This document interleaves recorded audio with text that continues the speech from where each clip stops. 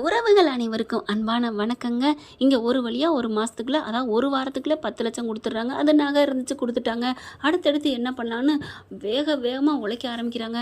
ஆனால் கடன் பட்டவன் கல் நெஞ்சா இருக்கிறாங்க. நம்ம மனோஜ் ஒன்றத்துக்கு லாய்க்கில்லாதவன். இவனை பெற்றதுக்கு அது உரல் உலக்காய பெற்றிருக்கலாம் இந்த விஜயா. அதை இடிச்சுக்கிட்டாவது பொழப்பு நடத்தலாம் சொல்லுவாங்க. இப்போ சிந்தாமணிக்கு கொழுந்து விட்டு குபுன்னு எரியுது. என்ன இவங்க கடனை அடைச்சி அந்த வீட்டை வாங்கிடுவாங்களா? அந்த வீட்டில் அவன் நிம்மதி இருக்கக்கூடாது அப்படின்னு என்ன பண்ணலாம் ஏது பண்ணலாம்னு திட்டத்தை தீட்ட ஆரம்பிக்குது. இந்த விஷயம், இந்த தகவல் ரோகிணிக்கு தெரிய ஆரம்பிக்குது.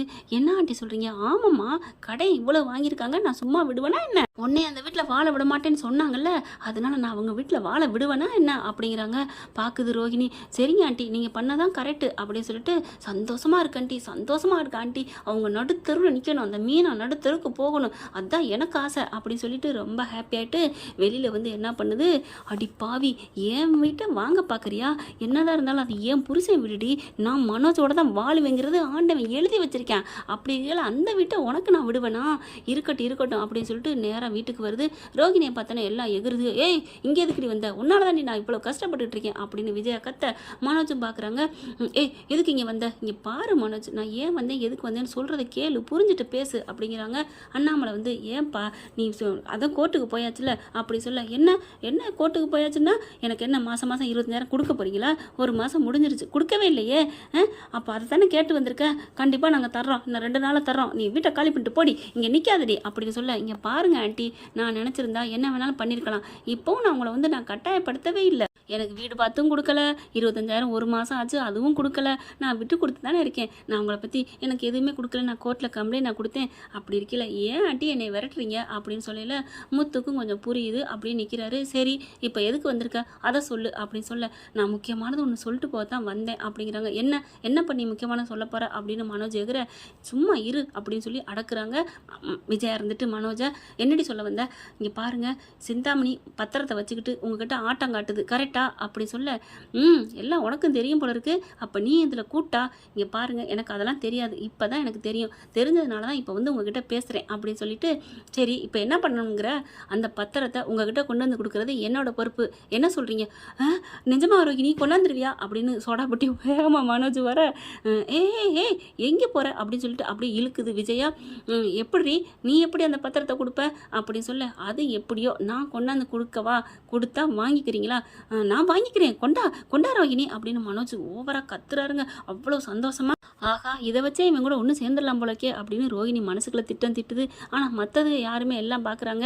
இவ பொய் புழுவான்ட்டு, இங்கே பார், நீ பொய் புழுகிறவெல்லாம் வச்சுக்காத அப்படின்னு வேகமாக மனோஜ் விஜயா கத்துது. இல்லை ஆண்டி, சத்தியமாக நான் கொண்டாந்து தருவேன். அது சரி, ஏன் பாரலம்மா இதை கொண்டு வந்து கொடுக்குறதுல உனக்கு என்ன லாபம் கிடைக்குது? நாங்கள் தான் உனக்கு எதிரியாச்சே, எங்களுக்கே அதை நீ கொடுக்க போகிற அப்படின்னு முத்து கேட்குறாங்க. அதை தான் நான் சொல்ல வரேன், முழுசாக கேளுங்க. நான் அந்த பத்திரத்தை கொண்டு வந்து கொடுத்துருவேன். கொடுத்த நானும் இந்த வீட்டில் இருக்கணும், அதுக்கு சம்மதமா? அது எனக்கு தேவையில்லை. நீ இந்த 48 லட்சத்துக்காக வேண்டி நாங்கள் எப்படியும் அடைக்கத்தான் போகிறோம், அதுக்காண்டி ஒன்றும் இல்லாத ஒன்றே நான் சேர்த்துக்குவேன் அப்படி சொல்ல. அப்புறம் நீங்கள் மனோஜை நீங்கள் காலத்துக்கும் திட்டிக்கிட்டே இருப்பீங்கல்ல, நான் அவர் பேர் கெட்ட பேர் நான் நீக்கிடுவேன், அவருக்கு பட்ட கடனை அடைச்சிருவேன். உங்களுக்கு பத்திரத்தை கொடுத்துட்டா நீங்கள் காசு கொடுக்க தேவையில்லை. என்ன மனோஜ் சொல்லு மனோஜ். அம்மா நான் பட்ட கடனை ஒரு பைசா கூட செலவு இல்லாமல் ரோகிணி அடைக்கிறேங்கிறா. அதாவது பத்திரத்தை கொடுத்துட்டா அவங்களுக்கு காசு கொடுக்க தேவையில்லைம்மா, நம்மளும் கடை இல்லாமல் இருக்கலாமா, ப்ளீஸ்மா அப்படின்னு சொல்ல. டேய் கூறு கட்டவளே, அவள் சொல்கிறான்னு போடா அப்படின்னு சொல்லி ஒரு அறை கொடுக்க. ஏம்மா நீ எப்போ பார்த்தாலும் என்னையே திட்டுற? இங்கே பாரு மனோஜ், உங்கள் அம்மா பேச்சை கேட்காத அப்படின்னு சொல்ல. என்னடி என் வீட்டுக்குள்ள என் பிள்ளைய எனக்கு எதிராக பிரிக்க பார்க்குறியா அப்படின்னு அறைய போக டப்புன்னு கையை பிடிக்கிறாங்க. என்ன ஆண்டி, அறைய நான் வாங்கிட்டே போவேன்னு நினச்சிட்டு இருக்கீங்களா? நீங்கள் அடிக்க வாங்கின ரோகிணி இப்போ இருக்கிற ரோகிணி வேற. நான் நல்லது சொல்ல வந்தேன், வேணும்னா நான் தர்றேன். உங்களுக்கு இன்னும் 1 மாதம் தான் டைம் இருக்கா? 2 மாதம் போயிடுச்சு, இன்னும் மீதி காசை எப்படி கொடுப்பீங்க? கொடுக்க முடியாது. அதனால தான் நான் சொல்கிறேன், அந்த பத்திரத்தை கொண்டாந்து நான் தர்றேன்னு. நீங்கள் நம்ப மாட்டேங்கிறீங்க, அதுக்கு மேலே உங்கள் இஷ்டம் அப்படின்னு சொல்லிட்டு போயிடுது. அம்மா ப்ளீஸ்மா, டே சும்மா இருடா அப்படிங்கிறாங்க. இப்போதான் பாதிக்கு மேலே கொடுத்தாச்சுலடா, இன்னும் ஒரு 10 18 தான் இருக்குது, அதெல்லாம் கொடுத்துருவாங்க, உனக்கு என்னடா? இல்லைம்மா, இருந்தாலும் அவங்க சும்மாவா கொடுக்குறாங்க, நாளை பின்ன இந்த பங்குலேருந்து கழிச்சிருவாங்கம்மா. கழிக்கட்டும், என்ன பண்ண சொல்கிற? அங்கே பாட்டி வீட்டில் சொத்து இருக்குல்ல அதில் உனக்கு வரும். ஏன் அதை விட உனக்கு பணக்காரியை கட்டி வைப்பேன்டா, இதை விட 100 மடங்கு. நீ சும்மா இரு. ஆனால் மனோஜ், அவள் வெளியில் பார்த்தா அதை பேசினா இதை பேசினான்னு நீ போன, அவ்வளோதான். இந்த அம்மாவை நீ மறந்துடணும். 1000 பேர் உன் பக்கம் நின்னாலும் அம்மா தாண்டா உனக்கா நிற்பேன். இல்லைம்மா நான் அப்படிலாம் அவன் பேச்சை மீறி போக மாட்டேம்மா அப்படின்னு சொன்னாலும் வெளியில் போன கையோட ரோகிணி போய் பார்க்குதுங்க. கரெக்டாக மனோஜை பார்த்து, இங்கே பாரு மனோஜ், உனக்கு நான் இருப்பேன் கடைசி வரைக்கும். உனக்கு 48 லட்சத்தை நான் லெஸ் பண்ண போகிறேன். என்னன்னு பார்க்குறியா, பாதி கொடுத்தாச்சேன்னு நினைக்காத. அது கடனாத்தே முத்து கொடுத்துருப்பேன். அந்த வீட்டு பங்கு 3 பேர் பிரிக்கையில் அந்த 48 லட்சத்தை எடுத்துகிட்டு விட்டுருவேன். உனக்கு தேவையா? இதை நான் இப்போ எடுத்து அந்த கொடுத்துட்டா நீ ஃப்ரீ ஆயிடுவேன். 48 லட்சமும் உனக்கு லாபம் தானே? ஆமாம் ரோகிணி, நீ சொல்கிறது சரிதான், அதனால நீ எடுத்துகிட்டு வந்துரு அப்படின்னு சொல்கிறாங்களா. ஏன்னா இன்னும் 10 நாள் தான் இருக்குது, அவங்களால கொடுக்க முடியாது அப்படின்னு சொல்ல, சரி மனோஜ் உனக்கா நான் பண்ணுறேன், ஆனால் நீ என்னை கைவிட்டக்கூடாது அப்படி சொல்ல, நான் கைவிட மாட்டேன் ரோகிணி, எனக்கு நீ தான் எல்லாத்துக்கும் பொருத்தமாக இருப்பேன்னு எனக்கு நல்லா தோணுது ரோகிணி, என்னை மன்னிச்சிரு அப்படின்னு சொல்ல, என்னையும் நீனும் மன்னிச்சிரு மனோஜ், உங்ககிட்ட போய் சொன்னது தப்பு தான், நான் புள்ள இருந்ததை அப்படின்னு சொல்லல. இங்கே பார், புள்ள இருக்குங்கிற பேச்சை விட்டுரு, அதை பற்றி பேசாத. சரி மனோஜ், நான் அதை பற்றி பேசலை, நீ என்னை ஏற்றுப்பில்ல, ஏற்றுக்கிறேன், நீ அந்த பத்திரத்தை கொடுத்துரு அப்படின்னு சொல்லிட்டு போக, அப்பாடா ஒரு வழிக்கு வந்துட்டேன், இப்போ அந்த பத்திரத்தை எப்படி எடுக்கிறதுன்னு சொல்லிட்டு ஆட்டையை போட பார்க்குதுங்க. சிந்தாமணியை வீட்டுக்கு வாங்க அப்படின்னு சொல்லிட்டு வர வைக்குது. இந்த முளையும் வந்துடுதுங்க. கரெக்டாக அது வர நேரம் எங்கேயோ ஆஃபீஸ்லேருந்து ஃபோன் வந்துச்சுன்னு சொல்லி கிளம்பி போயிடுதுங்க. இங்கே வந்தால் எங்கே ரோகிணி, ஐயோ அங்கே பார்லர்லேருந்து கூப்பிட்டாங்க, இந்த வந்துருவாளாம் இருக்க சொன்னா அப்படின்னு சொல்ல, சரின்னு சொல்லி இருக்குதுங்க. கரெக்டாக அங்கே போயிட்டு எங்கள் அக்கா அப்படின்னு கேட்க, அக்கா வெளில போயிட்டாங்க அப்படிங்கிறாங்க. அம்மா தலைவலிக்குதே, ஐயோ அம்மா உமட்டுதே, எனக்கு ஒரு சோடா வாங்கிட்டு வாங்க அப்படின்னு நடிக்க சோடா வாங்க போயிடுறாங்க. கரெக்டாக பீரோவில் போயிட்டு வேகமாக, ஏன்னா சாவி வைக்கிற இடம் பார்த்துருச்சுல இங்கே வரப்போக, அதை எடுத்துகிட்டு வேகமாக போய் பார்க்குதுங்க. கரெக்டாக பத்திரத்தை எடுக்குது. அடி பாவி, ஊருப்பட்ட பத்திரம் வச்சுருக்காளே, நமக்கு நம்ம வீட்டு பத்திரம் மட்டும் போதுன்னு டவக்குன்னு எடுத்து உள்ளுக்குள்ள சுடிதாருக்குள்ள மறைச்சிட்டு பூட்டி கீட்டி மேலே வச்சுட்டு அப்படியே நிற்கிதுங்க. ஐயோ ஐயோ ஐயோன்னு நடிச்சுக்கிட்டு அவன் சோடா கொண்டாந்து குடிச்சிட்டு சரி நான் வர்றேன் அப்படின்ட்டு போயிடுதுங்க. போனதுக்கப்புறம் கொஞ்சம் நேரம் கழித்து அங்கே போயிடுது. வீட்டுக்கு போனால், வாங்க ஆண்டி, முக்கியமான பார்லரில் வேலை வந்துருச்சு அதான் அப்படிங்கிறாங்க. சரிம்மா இப்போ எதுக்கு என்ன வர சொன்னேன்? இல்லை ஆண்டி, எனக்கு உங்கள்கிட்ட ஒன்று கேட்கணும் அப்படிங்கிறாங்க. என்ன கேட்கணும் சொல்லு அப்படிங்கிறாங்க. நீங்கள் அவங்ககிட்ட பத்திரத்தை கொடுத்துடாதீங்க ஆண்டி. ஏன் ரோகிணி, ஏன் அப்படி சொல்கிற? தயவு செஞ்சு சொல்கிறேன், அந்த பத்திரத்தை மட்டும் அவங்கள்ட்ட கொடுத்துடாதீங்க ஆண்டி, அதை சொல்லத்தான் கூப்பிட்டேன் ஆண்டி அப்படின்னு சொல்ல, அதே நான் கொடுக்க மாட்டேனே, அதையே நீ இப்போ புதுசாக சொல்கிற அப்படின்னு கேட்க, இல்லை ஆண்டி அவங்க காசை கொடுத்துட்டா நீங்கள் கொடுத்துருவீங்களா? கொடுத்தாலும் மறுபடியும் அதுக்கு ஒரு 10 லட்சம் வட்டி போடுவேன்ல. ஐயோ சூப்பர் ஆண்டி, இதை சொல்லத்தான் ஆண்டி கூப்பிட்டேன், நல்ல ஐடியா அப்படின்னு சொல்ல, ஆண்டி நம்ம வெளில போய் சாப்பிட்லாமா, எனக்கு சந்தோஷமாக இருக்குது. சரி வா, அதாவது வீட்டுக்கு போய் அந்த பத்திரத்தை இந்த மாதிரி ரோஹிணி வந்துச்சு அப்படின்னு சொல்லிடக்கூடாதான், சொல்லி இவ பத்திரத்தை தேடிடக்கூடாதான், அதனால அங்கிட்டு இங்கிட்டு டைவர்ட் பண்ணுதுங்க. சிந்தாமணியை பத்திரத்தை எடுத்து வச்சுக்கிறதுங்க. இப்போ 4 நெருங்குது. இவங்க மீனாவும் ரோகி நம்ம முத்துவும் அங்கெங்கே அலையிறாங்க. கரெக்டாக அவங்களுக்கு கொடுத்தா ஆகணுமே அப்படின்னு சொல்லிட்டு அண்ணாமலை கேட்குறாரு, என்னப்பா பண்ணுறீங்க, எங்கேப்பா போயிருக்கீங்க, காலையிலைக்கு வந்துடுவாங்களே, பணத்துக்காக இன்னும் வீட்டுக்கே நீங்கள் வரலையப்பா அப்படின்னு அப்படி பதட்டத்தோடு கேட்குறாரு. விஜயாவுக்கும் ஒரு அளவுக்கு பதட்டம் இருக்குதுங்க. ஏன்னா வந்து நிற்பாங்களே, என்ன பண்ணுறதுன்னு தெரியாமல் முத்து அப்படி பார்க்குறாரு. மனோஜ் ஒன்றுக்குமே லாய்க்கலாமல் இருக்கிறேன். ஸ்ருதி பார்க்குது, அவங்க ஹோட்டலில் நடந்த அவங்க லாபம் இருந்ததே கொண்டாந்து கொடுக்குறாங்க. இங்கே முத்து மீனாவும் கடைசி வரைக்கும் இருந்து எப்படியோ காசை வாங்கிட்டு வந்துடுறேன்னு ஒரு ஆர்டர் போன இடத்துல நிற்கிறாங்க. முத்துவும் ஒரு சவாரி போயிட்டு அந்த காசை வாங்கிட்டு ரெடியாக வந்துட்டுருக்காங்க. கரெக்டாக பார்த்தா, இன்னும் கொஞ்சம் நேரத்தில் உனக்கு போட்டு விட்றேன்ப்பா அப்படிங்கிறாங்க. முத்துவுக்கு என்னண்ணே 2 லட்ச ரூபாண்ணே கொடுங்கண்ணே அப்படிங்கிறாங்க. தர்றேன்ப்பா, இப்போ யார் இல்லைன்னு சொன்னால் கிளம்பு, வீட்டுக்குள்ளே வந்துடும், வீடு போகிறதுக்குள்ள அப்படின்னு சொல்லிடுறாங்க. சரின்னு சொல்லிட்டு வராங்க. இங்கே பார்த்தா ஃபைனான்சியர் வந்துடுறேன், என்ன காசை காணா அப்படின்னு சொல்ல 16 லட்சத்தை கொடுக்குறாங்க. இன்னும் 2 லட்சம் அப்படின்னு கேட்க, சிந்தாமணி பார்க்குது, என்ன 2 லட்சம்னு கேட்குற, வட்டி கேளு. அட இருங்க மேடம், 2 லட்சத்தை கொடுத்ததுக்கப்புறம் வட்டின்னு கேட்போம், இப்போவே கேட்கக்கூடாதுல்ல. கரெக்டு தான் அப்படின்னு சொல்லிட்டு இருக்கல. எல்லாம் அப்படி பார்க்குறாங்க. இருங்க வந்துடுவார் அப்படின்னு மீனா சொல்லிட்டு இருக்காங்க. முத்து வந்துடுறாரு, இதோ வந்துட்டாரு அப்படின்னு சொன்னால் என்ன ஆச்சு அப்படிங்கிறாங்க. ஃபோனை பார்க்குறாங்க, ஃபோனில் ஏறவே இல்லை. ஐயோ ஃபோன் அடிக்கிறாங்க, என்னன்னு தெரியலப்பா, சர்வர் ப்ராப்ளமாக இருக்குது, தந்துடுவோம், இரியா வந்துடுயா, அனுப்பிட்டேன் நான் அங்கே சொல்லிட்டு இருக்க. இங்கே படபடப்பாக இருக்குது. இல்லைங்க கரெக்டாக மணி ஆயிடுச்சு, இனி இதுக்கு மேலே ஒன்றும் பண்ண முடியாது அப்படின்னு சொல்ல, இங்கே ரோஹிணி என்ன பண்ணுது, ஃபோன் அடிக்குது மனோஜுக்கு. ஃபோன் எடுத்துகிட்டு பேசி அங்கிட்டு போகிறான். பத்திரம் வேணுமா வேணாமா, என்கிட்ட இருக்குது அப்படின்னு சொல்லிட்டு மறுபடியும் சொல்ல, முத்து எல்லாத்தையும் கூட்டிகிட்டு ரூம்குள்ளே போகிறாங்க. இங்கே பாரு, காசெல்லாம் கொடுக்காதடா, அவள் பத்திரத்தை எடுத்துட்டாடா, இங்கே பாரு காமிக்கிறா பாரு அப்படின்னு காமிக்கிறான். முத்து பார்க்குறாங்க, என்னடா அது, இதெல்லாம் திருட்டு வேலைடா, இதெல்லாம் தப்புடா, அவள் மறுபடியும் வந்து வீட்டுக்குள்ளே ஒண்டிக்கு வாடா, இன்னும் 2 லட்சம் இன்னும் கொஞ்சம் நேரத்தில் எனக்கு வந்துடும்டா, கொடுத்துட்டு நம்ம பத்திரத்தை மீட்டலாம்டா. எப்படி மீட்ட முடியும், அவள் கையில் இருக்கு பத்திரம், தெரியுமா தெரியாதா? டே அவள் கையில் இருந்தாலும் இவங்க கொடுத்தாண்டா ஆகணும், இவங்க பெட்டியில் வச்சுருப்பாங்கடா, அதெல்லாம் சும்மா ரோஹிணிட்டு இருக்கிறதா நம்ம வீட்டு பத்திரம், இவங்க எதை தூக்கிட்டு சும்மா வந்திருக்காங்க, கொடுக்குறக்கான எண்ணம் இல்லை அப்படின்னு மனோஜ் சொல்ல, என்னடா ரோஹிணி பக்கம் சாயிரியா அப்படின்னு கத்துறாங்க. விஜயம் பார்க்குது, ஆமாடா மனோஜ், இரு இன்னும் 2 லட்சம் தானே, அவகிட்டலாம் வாங்க வேணாம் அப்படின்னு சொல்ல, அம்மா இன்னைக்காவது நீ உருப்படியாக பேசுனிய அப்படின்னு அண்ணாமலை பார்க்குறாரு. என்ன உள்ளுக்க வர்றீங்களா இல்லையா, என்ன போலீஸுக்கு ஃபோன் பண்ணட்டுமா, ஏலம் விடட்டுமா அப்படின்னு ஓவரா கத்த, இப்போ ஒன்றும் இல்லை, இப்போ பத்திரத்தை கொடுன்னு கேட்டால் அவங்களால கொடுக்க முடியாது அப்படின்னு பேசுகிறாங்க. அந்த சமயம் கரெக்டாக ரோஹிணி வந்துடுதுங்க. பார்க்குது சிந்தாமணி, என்ன ரோஹிணி அப்படிங்கல, ஏன் ஆண்டி என் வீட்டுக்கு நான் வரக்கூடாதா என்ன அப்படின்னு சொல்ல, வரலாம் கண்ணு அப்படின்னு சொல்லல ரூமுக்குள்ளே போயிருதுங்க. அது பாட்டுக்கு வேகமாக ரோஹிணியை பார்த்தோன்னா எல்லாரும் அதிர்ச்சி ஆகிறாங்க. என்ன பத்திரம் தானே, இந்த பாருங்க உங்கள் வீட்டு பத்திரமா பாருங்க அப்படிங்கல, ஆமாம் இது என் வீட்டு பத்திரம் அப்படின்னு கபக்குன்னு விஜயா வாங்குது. கொண்டாந்துட்டியா, என் வீட்டு பத்திரம் வந்துருச்சு எனக்கு இது போதும் அப்படின்னு சொல்ல, முத்து பார்க்குறாரு, என்னம்மா கிறுக்கா நீங்கள் கையெழுத்து போட்டு கொடுத்துருக்கோம், எல்லாரும் பத்திரம் மட்டும் வந்தால் போதுமா அப்படி சொல்ல, இது போதுண்டா, அவன் சும்மா எதுக்கோ 100,000 10,000 கடை வாங்கினதுக்கு கையெழுத்து வாங்கினேன் அப்படின்னு சொல்லிக்குவோம், பத்திரம் என்கிட்ட வந்துருச்சு அப்படி சொல்ல, பைத்திய மாதிரி பேசாதீங்கம்மா அப்படிங்கிறாங்க.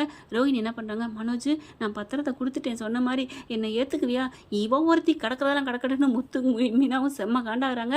அப்புறம் எல்லாரும் வெளியில் வராங்க. வெளியில் வந்ததுக்கப்புறம் சரி இன்னும் 2 லட்சம் கொடுத்தா பத்திரத்தை கொடுத்துருவியா அப்படின்னு சொல்ல, கொடு அதுக்கப்புறம் தர்றோம், அதுக்கு இப்போவே நீ எப்படி கேட்ப, இல்லை பத்திரத்தை கண்ணில் காமி நான் பார்க்கணும், அதெல்லாம் முடியாது, நீ 2 லட்சத்தை கொடுத்தா நான் காமிப்பேன் அப்படின்னு சொல்கிறாங்க. பார்த்தா பெட்டியை நீ தோற பத்திரம் இருக்கான்னு நான் பார்க்கணும் அப்படிங்கிறாங்க. பத்திரத்தை எடுக்க சொன்னால் பார்த்தா காணோம், எங்கே பத்திரம் காணோம் அப்படிங்கல, அப்படியே இப்போ தூக்கி வாரி போடுது. அப்படியே சிந்தாமணிக்கு நடுங்குது. இந்த பெட்டிக்கெலாம் வச்சுருந்தோம், அதை திறந்து பார்த்துட்டு வர்றது இல்லையா, பெட்டியை அப்படியே தூக்கிட்டு வந்துருச்சு. என்னம்மா என்ன மேடம் அப்படிங்கிறாங்க. எங்கே பத்திரம் எங்க அப்படின்னு சொல்ல, 2 லட்சம் மட்டும் கேட்க தோணுச்சு, பத்திரம் எங்க, அது வீட்டில் இருக்குது அப்படின்னு சொல்லிக்கிட்டு இருக்கையில பார்த்தா பணம் ஏறிடுதுங்க. இந்தா ஏறிடுச்சு, ஓ நம்பருக்கு நான் போட்டு விட்றேன், பணத்தை வாங்கிக்கோ முடிஞ்சு போச்சு அப்படின்னு 2 லட்சத்தையும் போடுறாங்க. மனோஜ் கையை பிடிக்கிறாரு. டேய் ஏன்டா போடுற, பத்திரம் நம்மகிட்ட இருக்குல்ல, டேய் கையெழுத்து பூரா போட்டிருக்கோம், நேர்மையாக வாழணும், இப்படிலாம் சீட்டிங் பண்ணக்கூடாது, அவள் கூட சேர்ந்து உனக்கு சீட்டிங் பண்ணுற வேலை வந்துருச்சா, ஆமாம் அது சரி உனக்கு சீட்டிங் பண்ணுற வேலை தானே பொழப்பு அப்படின்னு சொல்லிட்டு போட்டுட்டேன் 2 லட்சம் அப்படின்னு இங்கே திரும்புகிறாரு முத்து. பத்திரம் எனக்கு வேணும் அப்படிங்கல, எப்படி கொடுக்க முடியும், இப்போ இதுக்கு இத்தனை 3 மாதம் டைம் கொடுத்தேன்ல, 3 மாதத்துக்கு 48 லட்சத்துக்கு எப்படியும் ஒரு லட்சம்னு வச்சாலும் ஒரு 5 லட்சம் வருது, 5 லட்சம் கொடுத்தீங்கன்னா பத்திரத்தை கொடுப்பேன், ஏன்டா கொய்யால என்னடா நினச்சிட்டு இருக்கு அப்படின்னு குரலை போய் கையை வச்சிடுறாரு நம்ம முத்து. கேட்டால் ரொம்ப எகிரிட்டியா, நீனும் நானும் போனா போதுன்னு சொன்ன காசெல்லாம் தந்து கொண்டாந்து வச்சா இதுக்காக நாங்கள் அண்ணன் தண்ணி உண்ணாமல் 3 மாதமாக தொடர்ந்து உழைச்சி கொடுத்துருக்கோண்டா, என்னடா நினச்சிட்டு இருக்க, ஈஸியாக சொல்கிற அப்படின்னு சொல்ல, அதெல்லாம் முடியாதுங்க, 48 லட்சம் 3 மாதம் சும்மாவா இருக்குது, எனக்கு 4 லட்சம் 4,80,000 5 லட்சம் வச்சிங்கன்னா தான் பத்திரம் தருவேன், 4 லட்சம் இல்லடா 40 லட்சமே வச்சாலும் நீ பத்திரம் கொடுக்க முடியாது அப்படின்னு சொல்ல, அப்படியே பார்க்குறாங்க. என்ன பார்க்குற, ஏம்மா சிந்தாமணி அம்மா, இந்த ரோஹிணி இந்த பார்லர் அம்மாவை கூட்டு சேர்த்த வச்சுருந்த அப்படின்னு சொல்ல, அப்படியே என்ன அப்படிங்கிற ரோஹிணிக்கு தூக்கி வாரி போடுது. அப்போ தான் இந்தா எங்கள் வீட்டு பத்திரத்தை பாரு அப்படின்னு காமிக்கிறாங்க.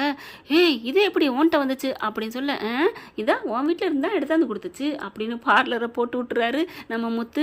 அப்படியே ரோஹிணிக்கு அப்படியே தூக்கி வாரி போடுது.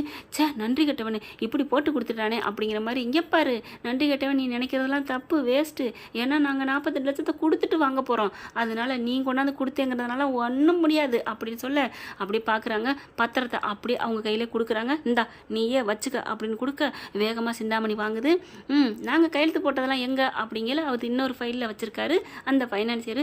அப்படி பார்க்குறாங்களா, ஒன்றும் பண்ண முடியாது, அவன் நேர்மையாக நடந்துட்டுருக்கேன் மேடம், இனிமேல் ஒன்றும் பண்ண முடியாது மேடம், முத்து சூப்பர், உண்மையிலே ரொம்ப ஜென்டில்மேன் சொல்லணும், அவர் பாருங்களேன் பத்திரம் அவர் கைக்கு இருந்தும் 48 லட்சத்தை நமக்கு கொடுத்துருக்காரு, பத்திரத்தையும் நம்மகிட்டே கொடுத்துட்டாரு, நம்ம கையால் வாங்கணும்னு. அப்படி இருக்கல வேணாம் மேடம், நீங்கள் எத்தனையோ வீடு வாங்கினீங்க, என்னை பொறுத்த வரைக்கும் இவங்க ரொம்ப நல்லவங்களாக இருக்காங்க, நல்லவங்களுக்கு நம்ம தலை வணங்கி தான் தீரணும், வேணாம் நம்ம கொடுத்துருவோம் அப்படின்னு சொல்லிட்டு, இந்தாங்க சார் பத்திரம் அப்படின்னு சொல்லி கொடுக்குறாங்க. நீங்கள் கையெழுத்து போட்டது பூரா இந்தாங்க அப்படின்னு சொல்லி கொடுக்குறாங்களா. நான் அந்த வீட்டுக்கு வந்திருக்க போது நேர்மையாக தான் நடந்தேன், அதுக்கிடையில் கொஞ்சம் சர்க்காயிட்டே, மன்னிச்சுக்கோங்க ஐயா அப்படின்னு அண்ணாமலைட்டு அந்த ஃபைனான்சியர் மன்னிப்பு கேட்குறாங்க. இங்கே பாருங்கம்மா, இந்த பத்திரத்தை இவங்க எடுத்துகிட்டு வந்திருக்காங்க, இப்போ இவங்க மேலே நாங்கள் கம்ப்ளைண்ட் கொடுக்கட்டுமா அப்படின்னு சொல்ல, ஐயோ மனோஜ் இங்கே பாரு மனோஜ் அப்படின்னு சொல்ல, என்ன மனோஜ் இதெல்லாம் நீனா கொடுக்கல, நாங்கள் அவங்க கையிலேருந்து வாங்கியிருக்கோம், நீ அவங்க வீட்டிலேருந்து ஆட்டையை போட்டிருக்க, அவங்க என்ன வேணாலும் முடிவு எடுக்கட்டும் அப்படி சொல்ல, சிந்தாமணி பார்க்குது. அடிச்சு உனக்கு நான் எத்தனை இவங்கெல்லாம் விரட்டி விட்டாங்க, உன் ஃப்ரெண்டுகள்லாம் விரட்டி விட்டாங்க, நான் என்ன பண்ணுறதுன்னு தெரியல, தவிச்சுக்கிட்டு இருக்கேன்னு அழுதியடி, தெருவில் நின்னியடி, உனக்கு வீடு கொடுத்து காசை கொடுத்து படிக்க பிள்ளைக்கு செலவுக்கு எல்லாம் கொடுத்து தங்க வச்சா என் வீட்டிலே வந்து ஏன் மட்டும்ப்பா என் வீட்டிலேருந்து திருடிட்டா வந்தேன். இல்லை ஆண்டி அது வந்து ஆண்டி அடிச்சு அப்படின்னு பலார்னு ஒரு அறை கொடுக்குதுங்க. சிந்தாமணி ரோஹிணிக்கு குருமி கூத்தாடுது. எப்படி ஏண்டி யாருக்குமே உண்மையாக இருக்க மாட்டியா? நீ வந்து ஒருத்தட்டையாவது நீ உண்மை உன் பிள்ளைக்காவது உண்மையாக இருப்பியா இல்லையா அப்படிங்கிற அப்படியே தலையை குனியுது. உன் வாழ்க்கைக்காண்டி என்ன வேணாலும் செய்வியா? பாவி பாவி, நானாவது பித்தலாட்டம் பண்ணியிருக்கேன்டி, ஆனால் நம்பினவங்களுக்கு நான் துரோகம் பண்ணதில்லடி அப்படின்னு சொல்ல அப்படிங்கிறார் முத்து.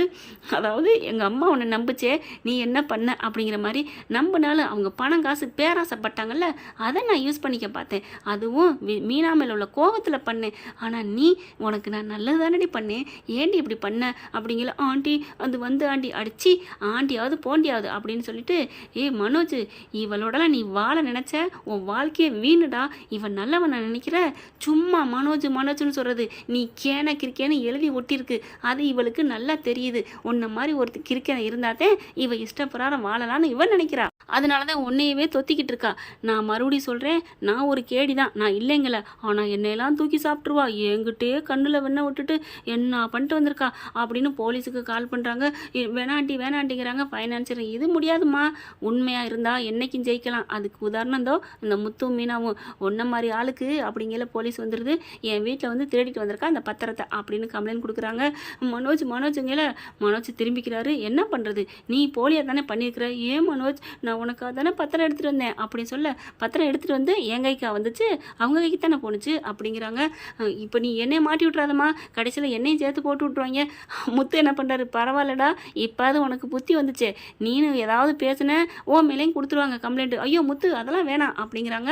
அதுக்கப்புறம் போலீஸு ரோஹிணியை அரெஸ்ட் பண்ணிட்டு போயிடுறாங்க. சிந்தாமணி பார்க்குது, இந்த வீடு மட்டும் நமக்கு இல்லாமல் போச்சு ச்சே அப்படிங்கிற மாதிரி. ஃபைனான்ஸ் என்ன பண்ணுறாரு, என்னை மன்னிச்சிருங்க எல்லாரும் அப்படின்ட்டு, மேடம் வாங்க இது நமக்கு இல்லை கிடைக்காது விட்டுருங்க வேற எதை பார்த்துக்கலாம் அப்படின்ட்டு போகிறாங்க. போங்க சார் எல்லாம் வீணாக போச்சு. நான் என்ன மேடம் பண்ணேன், அவனால தான் அவளை பிடிச்சி கொடுத்தாச்சுல வாங்க அப்படின்ட்டு போகிறாங்க. விஜயா பார்க்குது, சிந்தாமணி அப்படின்னு சொல்ல அப்படி திரும்புது. இங்கே வா அப்படின்னு சொல்ல, நீ சொன்னியே நம்பிக்கை துரோகம் பண்ணக்கூடாதுன்னு. ஆமாம் என்ன மாஸ்டர் போலான்னு ஒரு அறை கொடுக்குது. அப்படி உன் வாயால் சொல்லாத, இனிமே உன் மேலே நான் எவ்வளோ நம்பிக்கை வச்சுருந்தேன் பாவி அப்படின்னு சொல்லிட்டு இன்னொரு அறை கொடுக்குது. 2 கணத்துலேயும் கையை பிடிச்சிட்டு ஒன்றும் பண்ண முடியாமல் வெளில போகிறாங்க. போன கையோடு திரும்புகிறாங்க. எல்லாரும் பார்க்குறாங்க. முத்து மீனா அப்படின்னு ரவியும் ஸ்ருதியும் அப்படி தூக்கிக்கிறாங்க. எப்பட்றா அப்படிங்கல. விடு, நேர்மை என்றைக்குமே கை கொடுக்கும். அது எங்கள் அப்பாவும் பாட்டி எனக்கு சொல்லி கொடுத்தது அப்படின்னு சொல்ல, அதே மாதிரி எனக்கு வந்த பொண்டாட்டியும் அதே மாதிரி வந்திருக்கா, அதனால என் என்னத்துக்கு கிடைச்ச பரிசு அப்படிங்கல. மனோஜ் வராரு. முத்து என்னை மன்னிச்சிருடா அப்படின்னு சொல்லிட்டு முத்தை கட்டிக்கிறாங்க. ஆச்சரியமாக இருக்குது. டே மனோஜ், நீ உண்மையிலே மனசு மாறிட்டியா இல்லை? டே நீ சொன்னதை நான் நல்லா கேட்டுடா, புரிஞ்சிருச்சுடா. இனிமேல் நான் உழைச்சி நான் சம்பாதிப்பேன்டா. எனக்கு அந்த சோறுமில்ல ஒன்றும் இல்லை, நான் வேலைக்கு போகிறேன்டா, ஒரு மூட்டத்துக்கு கூட போகிறேன்டா. டே நீ நிறைய டிகிரி படிச்சிருக்கடா. டே படிப்புங்கிறது சும்மா ஒரு இது தான்டா, வளர்த்துக்கிறதாண்டா அறிவை. நான் படிக்கதான், நான் வேலைக்கு மூட்டத்துக்கும் போகிறேன்டா அப்படின்னு சொல்ல, ஐயோ என் அண்ணனுக்கு அறிவு வந்துருச்சு அப்படின்னு சொல்ல, விஜயா அப்படியே நிற்கிது. அண்ணாமலை வராரு. என்ன விஜயா, உன் புள்ள திருந்திட்டான், நீயாவது திருந்துவியா? இல்லைங்க இனிமேல் நான் திருந்தலைனா அது நல்லா இருக்காது, நான் திருந்திடுறேன். திருந்தினால நல்லதாக போச்சு. இல்லைன்னா உன் சீச்சி அவளை மருமன்னு சொல்லக்கூடாது, அவள் மாதிரி நீனும் ஜெயிலுக்கு போகணும். போறியா? ஐயோ வேணாங்க. அப்படின்னா நீ திருந்திட்டேங்கிறத எப்படி நிரூபிப்ப? அப்படியா, நான் நிரூபித்து காமிக்கட்டுமா? காமி. மீனா உனக்கு நான் காஃபி போட்டு கொண்டாரவா, டீ போட்டு கொண்டாரவாமா அப்படின்னு கேட்க, அடிப்பாவே திருந்தினா இப்படியா? ஆமாங்க, இனிமேல் அவள் தலைவி இல்லையா மருமகளுக்கு, இனிமேல் நான் தான் எல்லா வேலையும் பார்ப்பேன். மீனா நீ வெளி வேலையெல்லாம் பார்த்துட்டு வா, வீட்டு வேலையை நான் பார்க்குறேன். ஐயோ அத்தை வேணாம் அத்தை. இவங்க அத்தை அப்படிங்கிறத மட்டும் விடவே மாட்டாங்க. மீனா பார்க்குறாரு, முத்து பார்க்குறாரு. ஏன் மீனா அம்மாவே போகுது விடு. இல்லைங்க பாவங்க அப்படின்னு சொல்ல, அப்படியே விஜயா வர்றாங்க. உண்மையிலே எனக்கு ரொம்ப சந்தோஷமாக இருக்குது மீனா, இன்னமும் நீ பாரு என் மேலே எவ்வளோ அக்கறையாக இருக்க அப்படின்னு சொல்லிட்டு நெத்தியில் முத்தம் கொடுக்குறாங்க. என்ன ஃப்ரெண்ட், இப்படிலாம் போனால் நல்லா தானே இருக்கு. பார்க்கலாம் என்ன நடக்க போகுதுன்னு. Thank you friends. இந்த வீடியோ உங்களுக்கு பிடிச்சிருந்தா தயவு செய்து லைக் பண்ணுங்க. இன்னும் அப்டேட்ஸ்க்காக சேனலை சப்ஸ்கிரைப் பண்ண மறக்காதீங்க. நம்ம கிட்ட இருக்க எல்லா சேனல்ஸோட லேட்டஸ்ட் வீடியோ அப்டேட்ஸ்க்காக மேல ரைட் சைடுல காட்டுற லிங்கை கிளிக் பண்ணி வாட்ஸ்அப் குரூப்ல ஜாயின் பண்ணுங்க. உங்களிடம் விடைபெறுவது நான் உங்கள் மெஹர்.